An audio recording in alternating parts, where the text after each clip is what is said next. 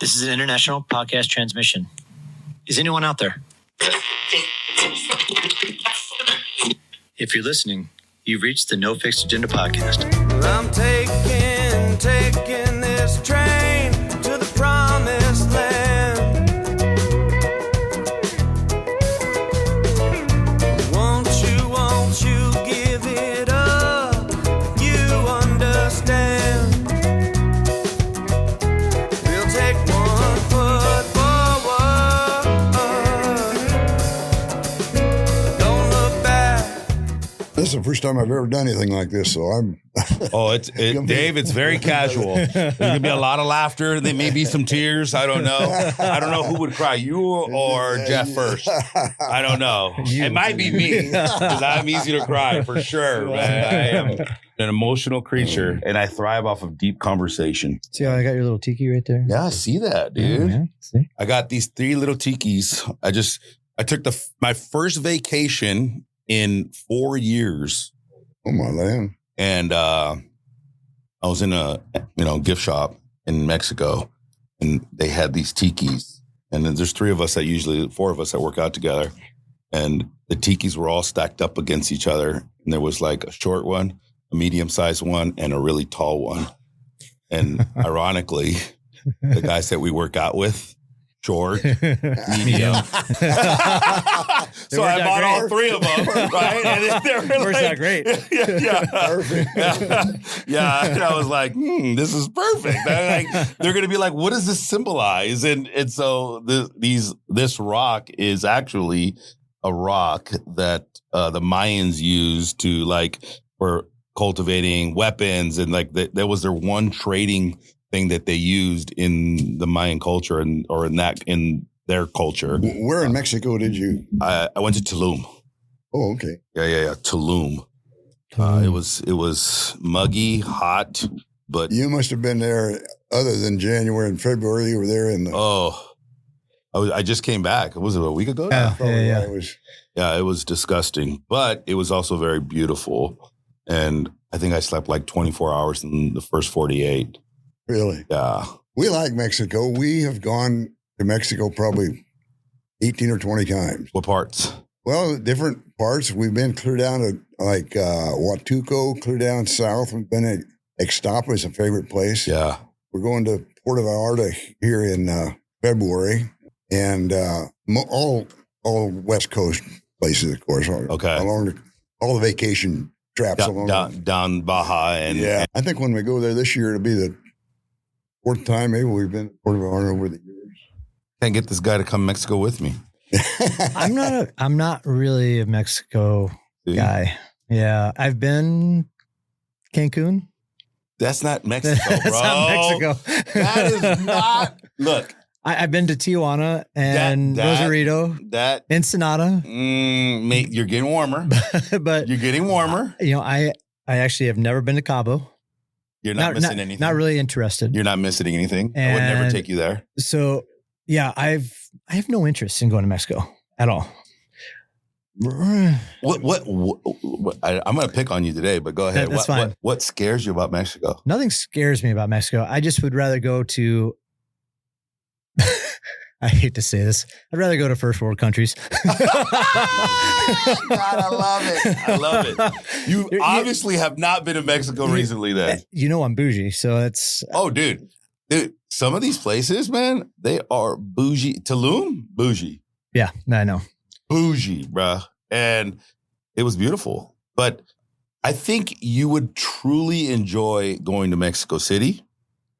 I would like to see Mexico City. I think you would truly enjoy going to Guadalajara. Maybe. No, you would. And I'll tell you why. Okay. Because there's some really bougie places. They're not that expensive and they're beautiful. And you, like me, like history. Yes. And there's a shit ton of it. That's true. And there's so much history, so much culture, and it's not that bad. It's really, Mexico City felt like Chicago, bro. I guess I've got so many other places that I would like to go overseas before I start going to places that are connected to the U.S. I still haven't been to Canada either. Toronto, baby. I haven't been to Canada. I would love to go to Vancouver. I'd love to go to Dad likes to Toronto. be warm, so he won't go to Toronto. He can go to Chicago and be freezing his butt off anyways. Dude. Yeah. Speaking of which. Enough about you and me, all right? Special guest today. Special guest.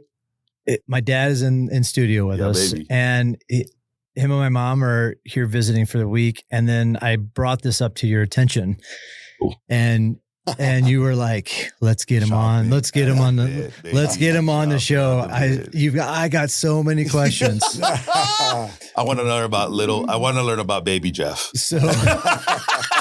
So without further ado, welcome to the podcast, Dave Stoner. Yeah. Everybody. If we had like one of those little buds. Yeah, dude. Dave, man. How you been, man? What's going on? How you liking Southern Cal? Been excellent. Life is good, and Southern Cal is even better. You know, we love coming out here. We don't come out here enough, but You said we love coming here, and it's a great place to come. You know, one thing out here, the weather's always perfect all the time. I watched the weather guy on TV the other day, and I thought, you know, he must be somebody that just started because he can't screw up the weather out here. Well, you're always going to be the same. At home, the guy keeps his job and he's only 50% correct. You know? Facts. Sunny and warm, 70 and sunny all day long. Oh, there's a marine layer. That's about it. That's the extent of our weather here. Yeah. It's a tough job, but not so tough. Yeah. No offense, Heather Lake. No offense to our forecaster friends. Yeah. So we were talking about it earlier. It's been about 3 years since they've been here, but they've consistently come here enough where they've been able to experience a lot of San Diego. They've, done a lot of the historical tours, and now they're just living it up on the beach life up in Carlsbad with us. It's the beach life. Oh, it's rough. Rough. Because you guys are still living in the Midwest, right? Yes. And in fact, we've always lived in the Midwest, both my wife and myself. We've been, I was born near Los Angeles. Oh, but when I was like 5 years old, my dad got transferred to Peoria, Illinois, of all places. And so I grew up in the Peoria area full time. And when I got out of school, I went to Illinois. And when I got out of school, I'd have gone anywhere in the country. But it so happened that about 20 miles away from where I grew up, they were looking for a canning company, vegetable processing operation. The infamous looking for a management trainee. And so I went there and spent 17 years there. And then I spent 29 years there. I was going to say, come on now. 10 years in the distilling business, in a distillery south of Peoria in Pekin. So I've been in the agri-processing business my whole career. Wow. And my wife was from the Midwest also, and from the Peoria area, and we've stayed there, and probably will be till the end. Till the end. Hopefully not for a much longer time. What part of LA were you born in? Inglewood in the house. Inglewood ain't what it used to be, though. Well, I know. Have you been lately? No. About 8 or 9 years ago, I had occasion I do some volunteer work with the Red Cross, disaster relief work. Yeah. And we were doing some work out in the Los Angeles area, and I had occasion to go through Inglewood. And I said, "Oh man, I can't believe my parents lived here." But it was back then. It ain't the same Inglewood. It's not the same Inglewood. Where'd you grow up at? You grew up. I was born in LA too, but I was. But not in that side though. No, I was in East LA. Yeah. And so I was born in General Hospital. My mom worked in General Hospital. And so you were born on a TV show? I was born on a TV show. Absolutely. I got my start. You did not know this. I got my start early, buddy. Yeah, I guess. My mom was nurse A.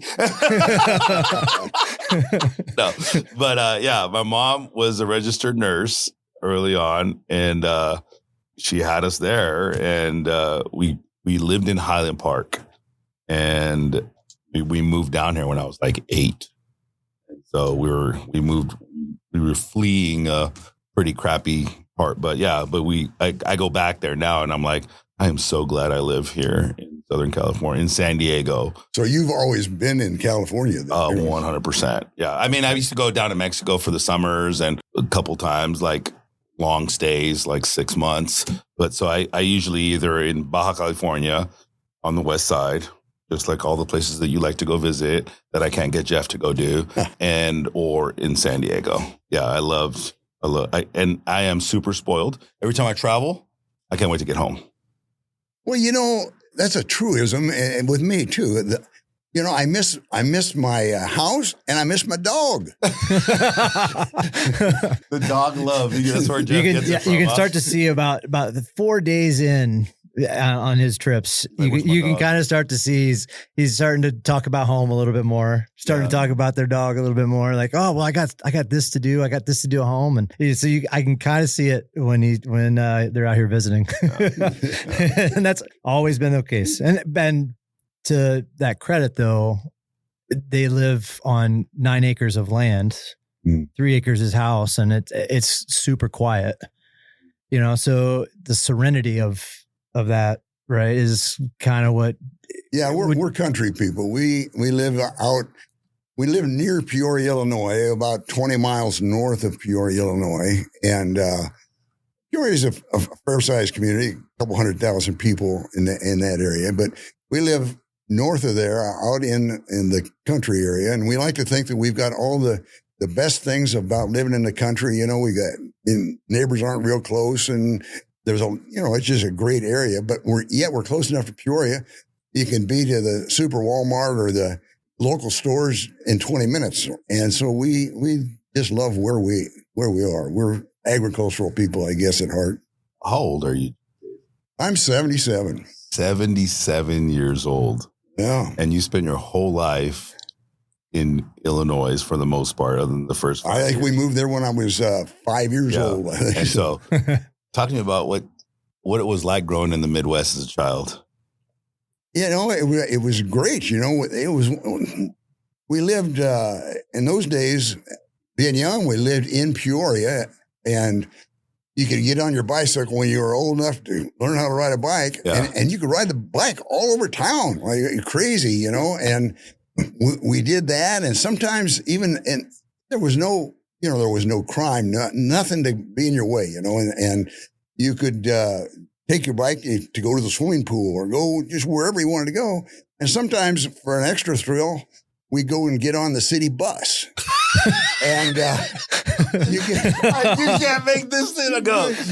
I'm getting. Go ahead. We go up, and I think you paid a nickel or something like that, and we'd get on the bus just to see where it went, and it'd take us like downtown Peoria, and we'd see different places there. We'd go to the west end, the south end, one thing or another, just to kind of see how it was. And then you ride the bus back up near home, get off the bus. Wow. Just to get crazy, you get on That's the bus. what we do in the Midwest. This baby. is what we do. Like, you want to get crazy? Jump on the public bus, buddy. It'll take you places you've never seen. But no, it was a great life. Of course, back in those days, things were different. You had the YMCA. You went to the YMCA all the time and took your swimming lessons, and you did all the activities there and so forth. You went to day camps in the summertime. Yeah. Boy Scout camps, did weekend Boy Scout camps. I used to do those quite a bit. It was just almost an ideal childhood. Sometimes these days when I look around, I see these kids, they don't seem to have time for any of that stuff because they're all playing summer sports or one thing or another, or playing too much on their games. And I really think it was kind of an ideal situation, but I guess I don't know any different than that because that's what I experienced. Simple life, it sounds like. Yeah. Yeah, it sounds like a very simple life. And then when did you meet your wife growing up? Actually, I met my wife after college. I went to the University of Illinois. Okay. And, when you're 18 years old, you don't know really what you want to do. I thought I wanted to be an electrical engineer because I'd spent a lot of time as a grade school kid and a high school kid tearing apart TVs and radios and messing with that kind of stuff. And I thought I wanted to be an electrical engineer until I went down to Champaign, and I did that for, a semester and a half, maybe 2 semesters. And I said, you know what? I don't want to be an engineer, an electrical engineer. I kind of like agriculture. So I transferred into the ag curriculum down there and got a degree in agribusiness. Okay. And that's how I got into the food business, the processing world. That's what I got. Anyway, as I got out of school, I moved back up around the Peoria area. And, you spend too much time probably frequenting the establishments, the bars and stuff. And I met my wife, of all places, in a bar. Hey, I met my wife in a bar too, baby. It's been 25 years. I believe the story goes, my dad was with another woman.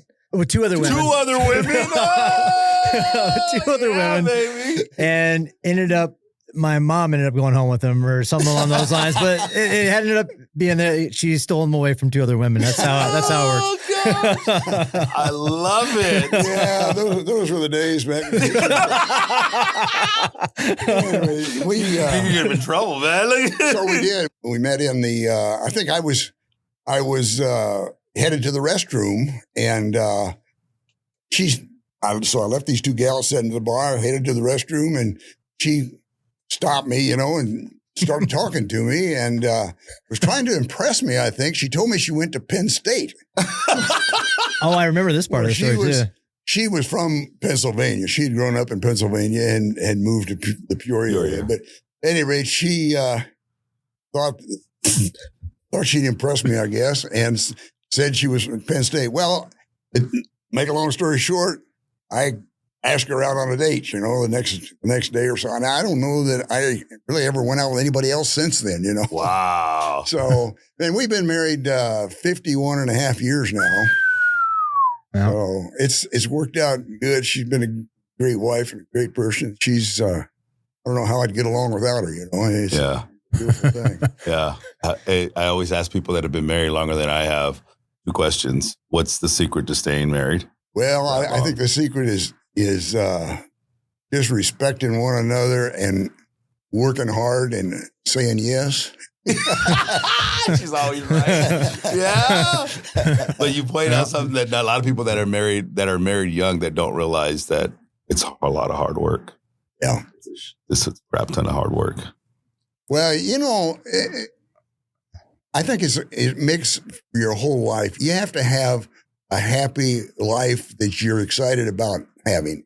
And that means not only you're excited about your wife, and you're excited about your family, you're excited about your job, you're excited about your social connections, And these days, sometimes you look around and people they don't have a lot of those things in a lot of cases. And I think once you're in the groove where things are good, I used to be able to wake up in the morning and leap out of bed and be excited about going to work. And so many times you talk to people who work a place for 30 years and they hate every minute of it, Yeah. But that carries over into your married life, into your social life. I think happiness is something that's hard to come by for some people these days. Yeah. Well, I think a lot of times it's they don't understand how to define it in a lot of ways. What is happiness? And it's I coach a lot of people, and it's well, what's the perfect body for you all? I don't know. It's whatever I saw on the internet or something. I think, would you attribute that you understand your happiness because you lived that simple country life? Well, I think that's got a lot to do with it. But on the other hand, I can't say that I've really done anything different. So it's been the only thing I've done. But yeah, I guess since everything's turned out so good, it's probably a part of it. Yeah. And we still like that, and we still have the same, in a lot of cases, we have the same friends, the same circle of friends that we had 50 years ago. Wow. Some of those people you're still in touch with as you go along. That's social goals right there. The fact that you can have friends that have been around that long. Yeah. Right. I think that says a lot about the people you keep in contact with right there. That core group of individuals, like we've talked about, that core five or six people that you're always around. Yeah, but that's kind of where you get it from, I think.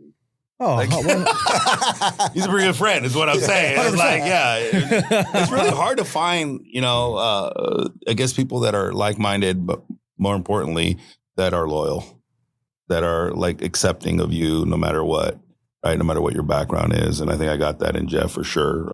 You did a good job with this guy. Good job. So you got married 51 and a half years ago, right? Got to throw the half in. I forgot the half. Met the wife at the bar, which I think there's something to, because didn't you meet your wife at a bar? For the purpose of this story, we'll say yes. No. It was close. But we met through mutual friend that she went to college with and I lived next to in Pacific Beach. We frequented bars to bars together. And she pretty much approached me, carried on with got everything started. She'll tell you differently, but your wife approached you, his wife approached him. Hey, the stoners are wanted men. What can I say? I met my wife at a bar, but I had to approach her. And then I used her to get into the bar for free. There's a trick for that. There's a trick. So you met your wife 51 and a half years ago. When did you guys start building a family? Jeff was our first. We met in like 72 or 73. Got married in 74. Jeff comes along in 76. Yeah. Holy smokes. It was quick. Yep. And I've been the highlight of their life the rest of the way. Yeah. And then how many kids did you, I know Jeff. Jeff's got a brother. Yeah. Right? We had just had two. Just two. And then how far apart are the brothers? 3 years. 3 years. 3 years. Yeah. And that was it, right? So. Yeah. It's one of those things, as you go along, you go down the road and you think, oh man, I wish we'd had one more, but by then it's too late, Yeah, did you want a girl? Did you want a girl to offset, or were you happy with the two boys? We were both happy with the two boys, but I think, and Trudy would always say, "Oh, I don't want a girl now. I know how to deal with boys. I can't. I don't want a girl now." Yeah, you're lucky. Yeah, when you have girls. Nothing against my two daughters, all right? Nothing against them. I love you, Milena. I love you, Amanda. Right? Omar's got 6 kids and one grandson. Yeah. Oh. By the way. Yeah. And I'm happy, kind of. I'm happy now, but yeah. So your kids are spread out from like 20 down. Well, there's a story. You ever watching the show The Brady Bunch? Uh-huh. No, I am the Brady Bunch. Oh, okay. The modern day Brady Bunch. Okay. All right. I met my wife at a bar, and she had 3 kids and was divorced and was not looking to remarry. I was recently divorced, and had 3 kids and was not looking to get married. And so we met happenstance. I, like you, was at another bar getting ready to go home with 2 girls. Okay. All right. So your story goes. Yeah. That's my story goes, right? And so, no, it's true. I will pull up the tapes, right? But no, there was my friends. We went out New Year's Eve, and we went out, and I was in total party mode. I was totally traumatized from my first marriage, and we went to New Year's Eve, and my buddy's like, "Hey, Dan, we're gonna go to one bar," and we said, "Great." And then I immediately started talking to some girl, and I'm like, "Hey, man, I'm getting out of here, dude.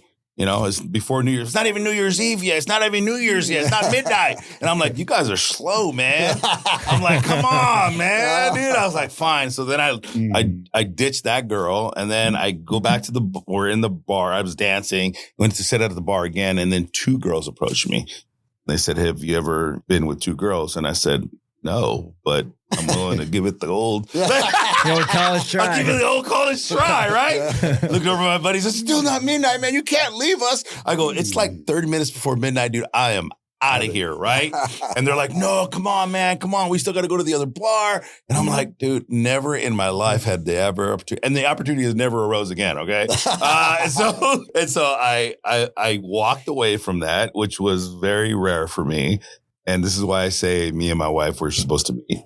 We left that bar to go to some other bar that was serving pozole. You know what pozole is? No, it's like a soup that's made out of pork or beef, and it has like hominy, like cornmeal in it and stuff like that, right? Okay. It's very good. It's a traditional Mexican dish that they usually serve around New Year's.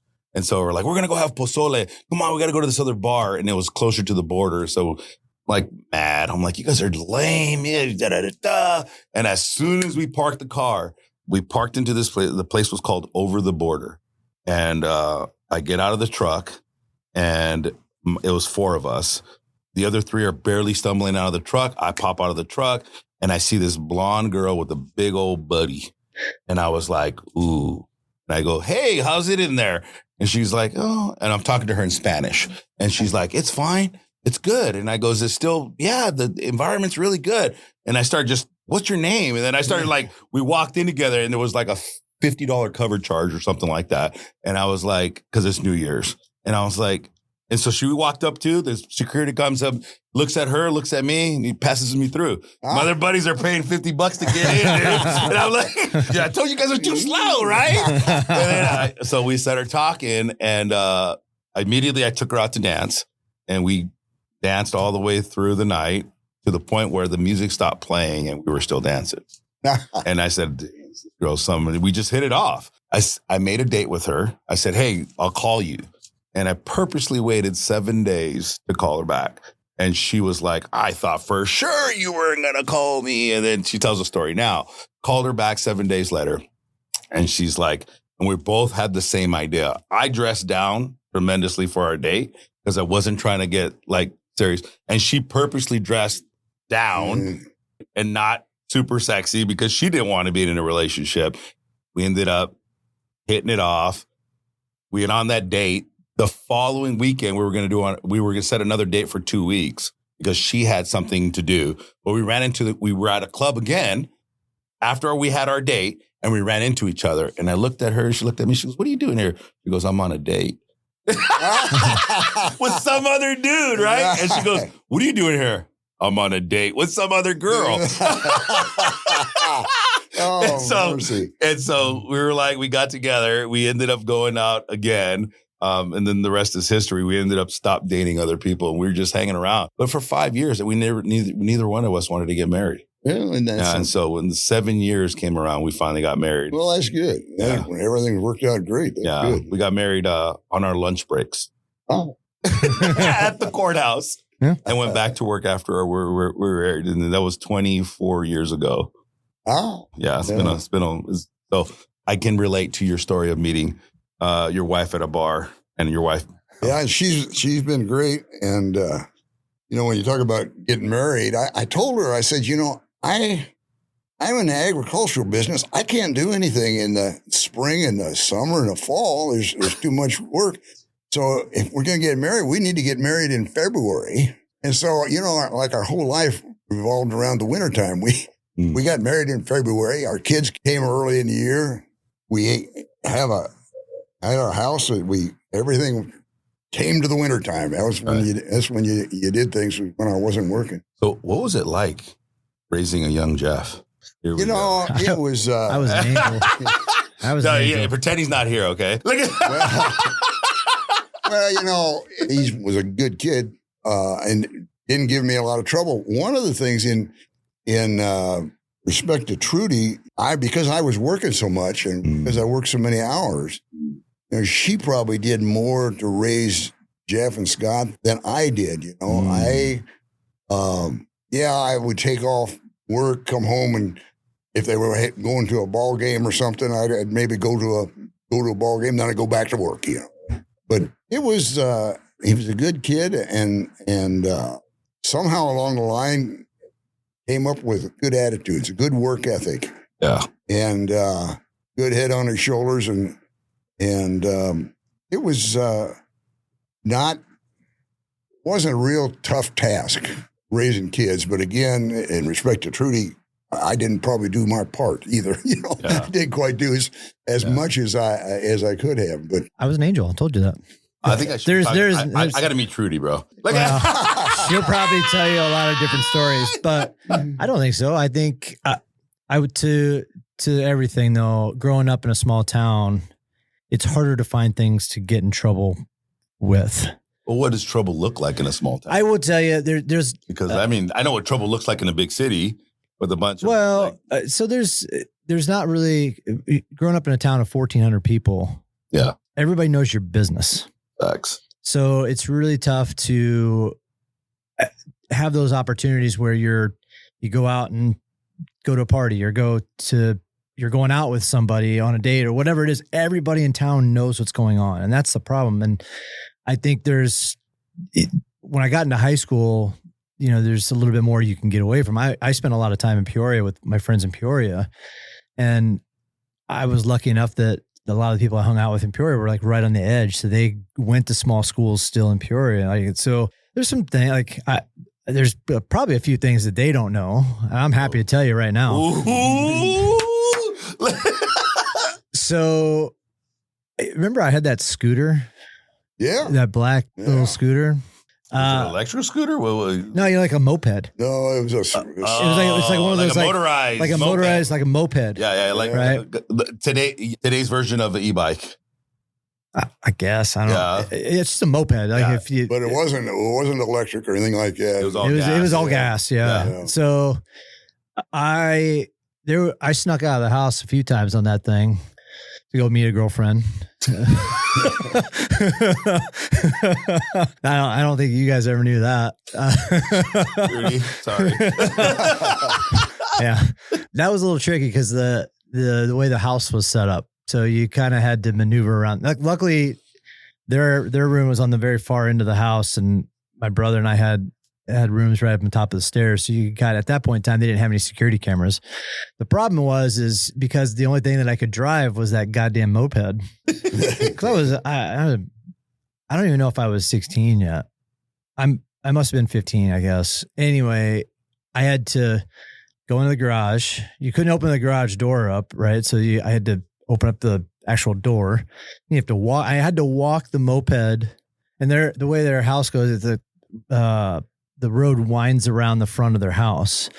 So I actually had to walk the moped all the way, maybe a quarter mile till I got way past the house downhill. So you couldn't hear it turn on. And cause they had one of those motors, really loud motors. So there was a couple of times that I did the same thing when coming back, and we only lived a mile from outside of town. Okay.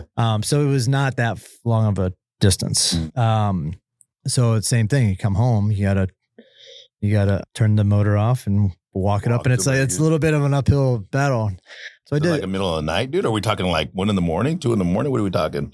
Yeah, I mean, if we're gonna tell the story, then you're gonna. I think it must have been around 1 or 2 o'clock in the morning. I think. I didn't know about that. Yeah, that happened twice. Same girlfriend. Happened twice, but obviously didn't work out. Obviously, it definitely wasn't that kind of relationship. 29 years at the canning factory. What was the name of the canning factory? Well, it had various names as we went along. When I first went there, it was a privately held company, and it went by the name Joan of Arc. Okay, named after the gal in France. And we had, at that point in time, we had 4 different facilities, one there in Princeville, Illinois, and 2 in Louisiana, and 1 over in Eastern Illinois, at Hoopeston, Illinois. Okay. And so I went there, and it was a fairly small company, family-oriented and so forth. But what was great, I got the experience. Here I have a kid just out of college. I get to kind of experience how the business world works, and you got to see things like how people put advertising together, what they do for promotions, and what we do with accounting. I mean, it was a great deal. But so I worked for them for a number of years, and then in the mid 80s, you have a situation with a privately held company. By the time you get the 3rd generation, the kids aren't too interested in the business anymore, so it gets sold. So at that point in time, I went to work for the Pillsbury Company. Pillsbury Green Giant. In those days, half the Pillsbury business was processing, which was like the Doughboy and the bread products and Green Giant vegetables. Yeah. So we were part of the Green Giant world. And the other half of the Pillsbury business was restaurants. They owned in those days Burger King and Steak and Ale, Godfather's Pizza. And so I spent a few years with Pillsbury, and I got to associate with these guys. Not only did I learn the Green Giant way and the vegetable business, but you go to corporate meetings and you get to hear them talking about restaurants and different things. I mean, it was a great learning experience to do that. And then, eventually though, they got bigger and they started selling off parts of the company. And it was acquired again by a privately held company. Wow. And we were back to this kind of the same way, a smaller company, but we still were in the vegetable business, peas, corn, green beans, pumpkins, asparagus. I worked for this other privately held company for like 10 years or so, and then third generation type thing again. And at that point in time, I went to work for Chiquita Brands. Chiquita. The banana. Yeah. Banana people. So they were in the banana business big, but they wanted to get into the fruit and vegetable business. So they bought some canning and processing companies and wanted to kind of blend that in with the banana business. And that was a great experience for me because I got to learn about bananas, spent some time in Costa Rica at banana processing plantations down there. But I was with them, I don't know, for 6 or 7 years or so. Anyway, I left them and went into the distilling business. Like alcohol? Like alcohol. What? Around central Illinois, we raise a lot of corn and soybeans. Yeah. And a lot of that corn, if it isn't exported, down the river and out the Gulf, it gets turned into ethanol or alcohol products. And so I worked at a distillery and we turned corn into ethanol, which is what goes into gasoline. That was about 80% of our business. The other part of our business was pharmaceutical and industrial and beverage alcohol. We made vodka and gin and so forth. Wow. And, that was a good caper. And I did that for 10 years doing that. And so I had a fantastic career. And all the time I was always dealing with farmers and grain elevators and agriculture. And that's why I guess I love living in the country and love farming. I retired and I couldn't get away from that. Couldn't bring myself to totally be away from it, and I had family that I'd met at church years back, and they asked me when I retired if I wanted to come and help with the harvest in the fall. And I said, "Oh man, I'd love to do that." That was like 13 years ago I started. Wow. So I love still picking corn and beans and so forth. Yeah. You have your own farm now on your property? No, I don't have farmland. That's one of those things, if you could turn back the clock when I was a lot younger, probably if I'd have invested in some farm ground, that would have been a good investment. But no, I don't have any land actually, except for where the house is now, that 9-11 acres that Jeff talked about. But I do have on that property, we have pasture. Most of it's in pasture. The house is there, and I've got pasture there, and I rent that pasture ground to a neighbor who raises Clydesdale horses. I've heard the story of the Clydesdales, and I can't wait. We're going to go to Chicago again in November, right? We are, but we're not going to have a chance to go. Dang it, man. I want to go see the Clydesdales. Well, eventually you're just going to I just want to see his reaction to the Clydesdales so I can record it. Well, I'm used to the Clydesdales down there. That's easy. It's the getting on a horse. That's what you're talking about, but I won't get on those. Yeah. I think the question you really want to ask. I want to know. Yeah, go ahead. The question you really want to know about, and I've told him this story, but he wants to know more about the pit. I want to know about your side of the pit. Sorry. All right. I've heard his side, but there's always three sides of the story, right? Yours, his, and the truth. So I've heard his. And I don't know if he knows the full story. Do you know the full story? Well, of do you probably know part of it, but not all of it? What he is. So I explained what the pit was at the canning company, right? And that's part of the spot I worked at. The story that I told was being buried by the green beans. And I can't remember that day. You ended up showing up, I think, after they pulled me out, I think, or because you didn't show up when I wasn't there when you were in the beans. Yeah. So he had just showed up when I got pulled out. So what was your thought? First of all, how'd you find out that he got buried in the beans? Well, it's one company and one operation, and when you're the son of the manager, it just goes real quick. But what happened is, in those days, we were making 3-bean salad. And in 3-bean salad, you'd have green beans and wax beans and kidney beans and so forth. And we'd have to process all those beans and put them together to make the salad. And these beans, a lot of times we raised a lot of them nearby that would come in smaller trucks. But in a lot of cases, we would have semi-loads of green beans that we would buy from like Tennessee or up in northern Wisconsin, one thing or another. We would buy some beans. And sometimes when we unloaded those, we'd unload them onto a slab, concrete. Okay. You'd have a big pile of beans. Yeah. And then we would use, we had a tractor with a big plow type arrangement on it. And we'd use that to push these beans into a pit. And the pit had a meter bottom in it that we could set the speed. And it was like a big draper chain, moved real slow and fed the beans into the processing plant. Yeah. And it was down in that pit that I think Jeff got covered up in the beans. It was one of the times the truck came directly in and we had to open up the back of the truck.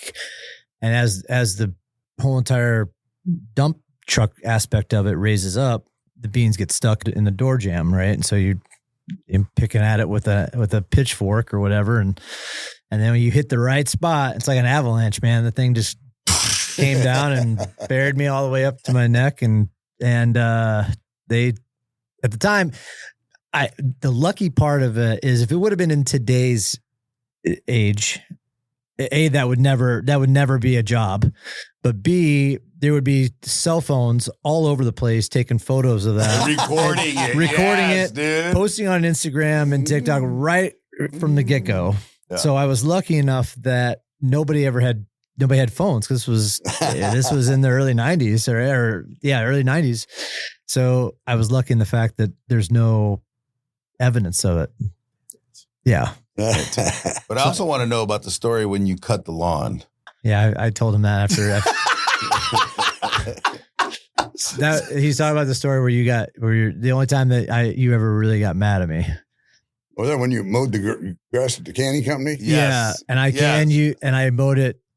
I had one side higher on the mower than the other, and it was all on level. And you had made a comment about it, and I think I was a smart ass about it right in front of your secretary and some other people. And just, do you remember this? Do you recall this, Eric? I just recall the incident happening. I don't remember the details of how it was. What was do you remember what the incident was? It just that I thought it had to do also with the landscape bushes too. Didn't you have an occasion there where you cut them uneven or something? I think that was all part of it. I think when it all came said and done, the mistake of it all was I was trying to be a smart ass. I was being a smart ass in front of his employees. What's a smart ass though? I was like, yeah. Define smart ass, bro. I don't remember the exact terminology, but he was like, you need to go out and level everything off, the grass, the bushes, everything else. And I made some kind of comment about how it's mowed already, and something about the aesthetic of it or something, I'm sure, because everything is all tapered in, right? And so I made some random comment about that. And I wish I could remember exactly what I said. And I know what it was. He said, you need to go out and fix that shit. And I said, it's not shit, Dad. It's grass, and it'll grow back. And it was right in front of. And then he was like, that moment where you see just fire starting to pop in the eyes, and he's like, you need to come outside. So, and from that point on, he was like, don't you ever fucking say that ever fucking again. And I was like, okay, said, done. And I went and fixed the lawn and never really did anything like that ever again. I was always made sure that the lawn was mowed exact the rest of the way. And I think when he did that mowing the grass, I'm not so sure that wasn't before you had worked in the bean plant. That was prior to me working at the factory. Yeah.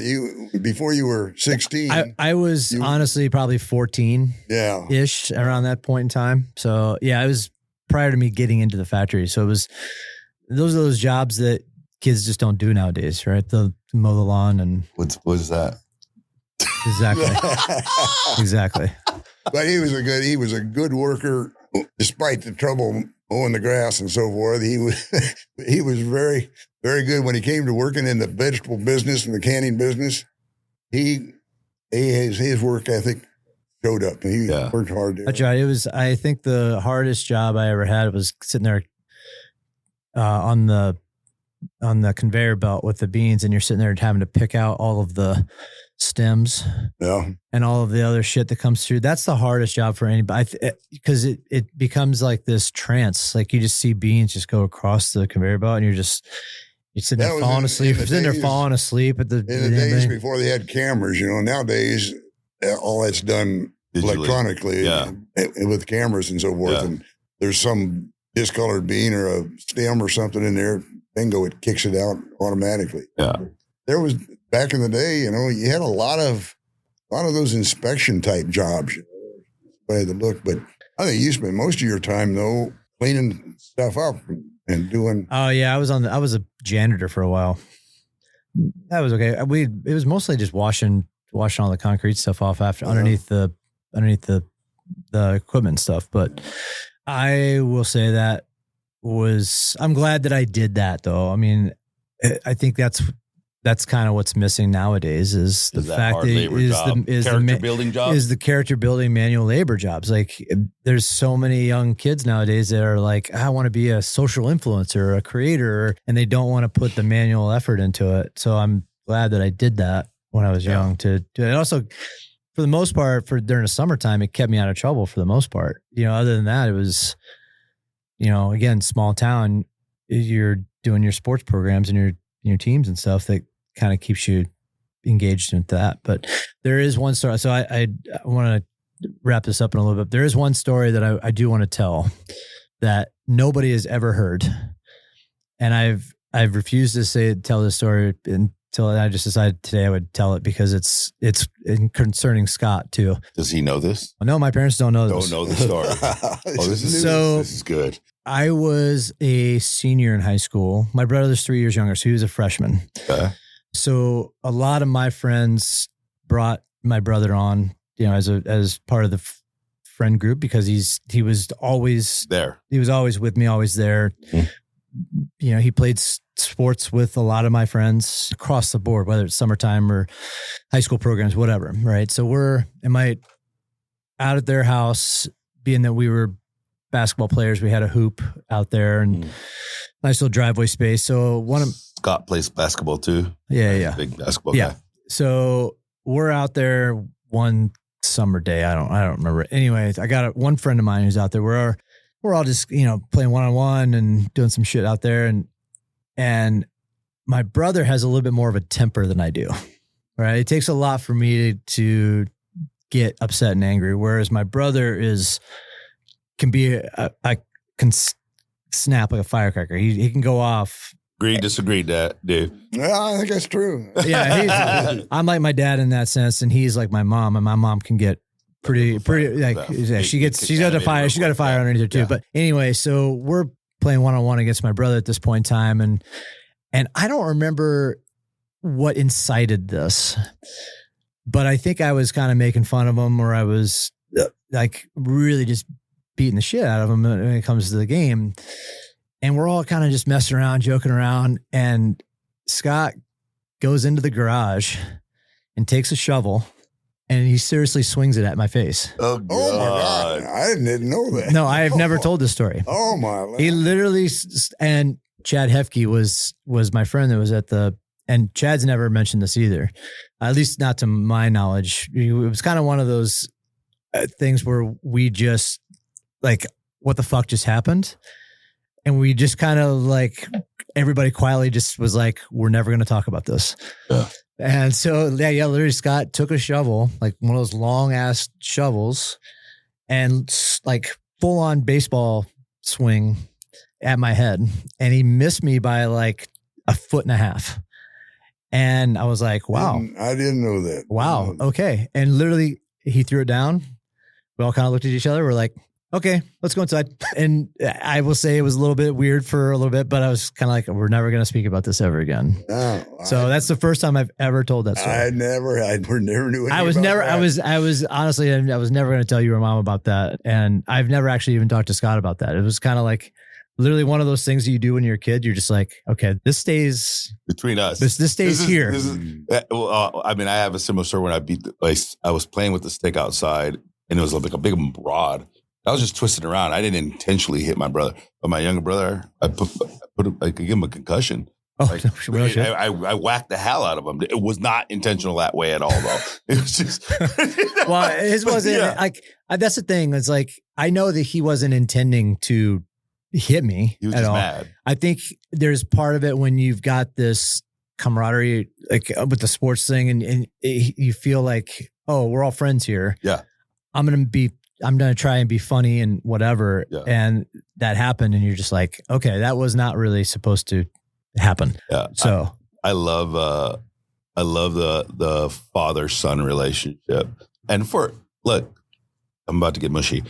For me, I did not have that. So the father-son relationship was non-existent me as a child. However, I was there. I have a very good father-son relationship with all my sons. They all were, it's great. But learning how that dynamic worked growing up as a man was difficult, right? And so there was a question that I like to ask, or a statement, better yet said, or a question that I would ask the son, because it was asked to me. Like, what would you, if you had anything to say to your dad, what would be that one most important thing? And then vice versa, Dad, what's the one thing you would want to say to your son? I don't know if that's too deep for you guys, but no, but I don't. like if you had one last opportunity to say something to your dad, what would be the one thing that you would say to him? It's funny. You stated that mom was more like raised us more, right? And I never really saw that though. I don't. So when you said that, I was kind of took that as, no, I don't think so. I understand that you were at work a lot more and that was a big part of it. But, and I can say this from Scott's perspective too, I don't think either one of us ever really felt that you weren't around from that perspective. And I appreciated, and I still do appreciate the value that you gave to both of us, the values you instilled in both of us. Like I work my ass off now because what I saw him do when I was growing up. I understood the meaning of putting in a hard day's work and still being there. You came to our games. You picked us up from practice when you needed to. So don't ever say that you weren't there, because you were.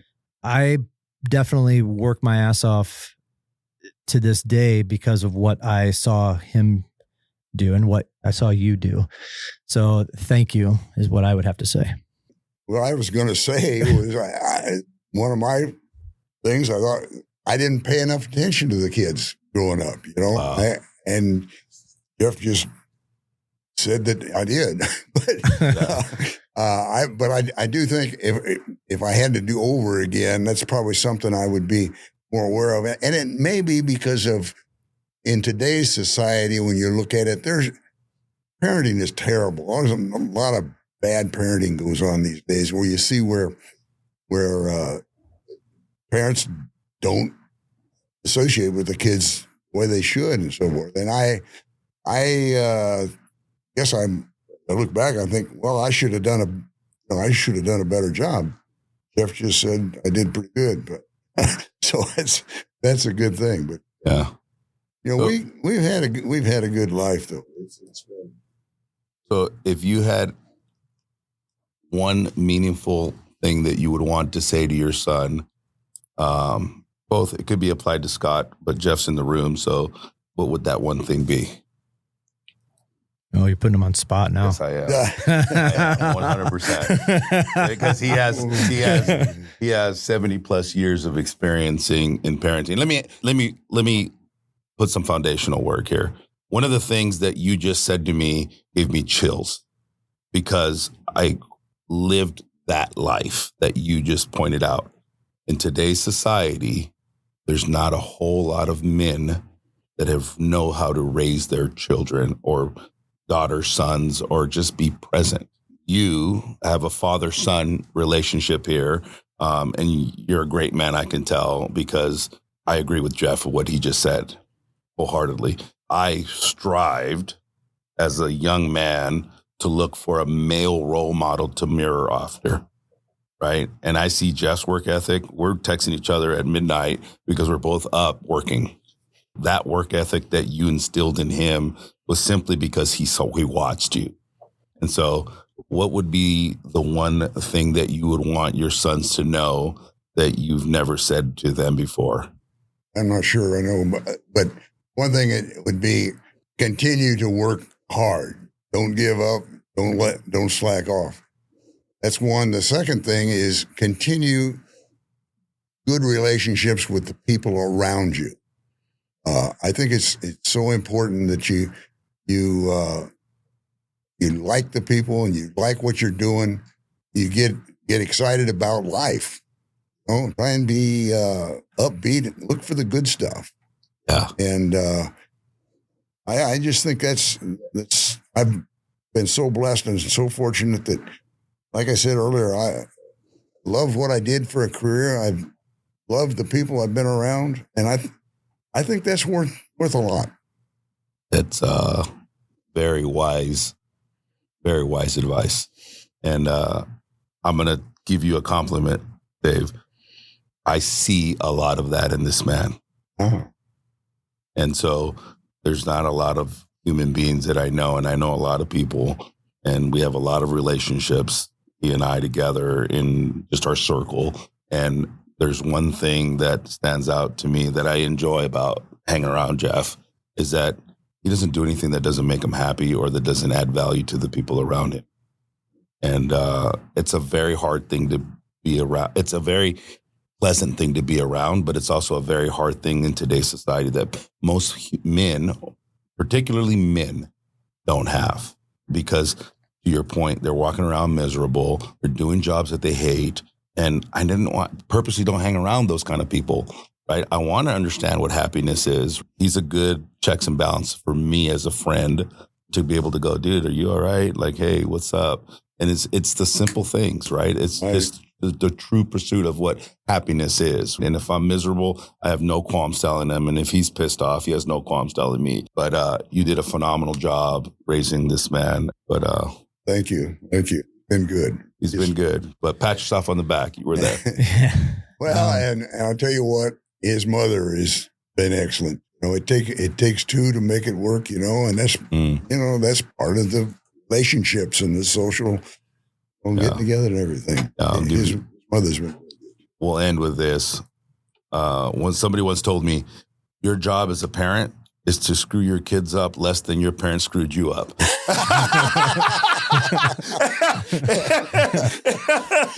And I think, I think I did that job as my kids. One day we'll have I already have my daughter in here, so she did tell me that I was pretty awesome. But yeah, we'll end it with that. Thank you, Dave, for coming in, dude, and give us a little insight about what raising Jeff was like. Well, I appreciate it, and thank you very much for having me. Yeah. It's been a great experience. really loved meeting you. I feel like I want to know you more. Oh boy. Oh boy, here we go. We're done. We're out.